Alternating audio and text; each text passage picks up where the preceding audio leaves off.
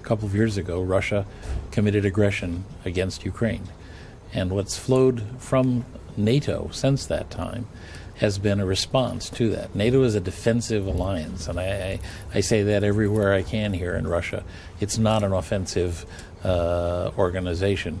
What NATO has done is to prepare itself to protect its members as its responsibility under Article 5, should it ever be invoked. And so the response that NATO has prepared for the summit, the documents that are being prepared, the steps that are being taken to build up the defenses, is a direct response to what had happened here in what had happened in Crimea and in East Ukraine in 2014. I think you throw away something that works, and I think NATO works.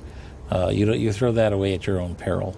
You shouldn't give up on a strategic system, an organization. In this case, the most effective defensive alliance man has ever put together. You don't give up on those kinds of things. And I certainly feel very strongly that we should keep that. And again, as I said before, being prepared defensively, but also being prepared to talk all the time. That's what NATO's about, and that's what we should continue to do.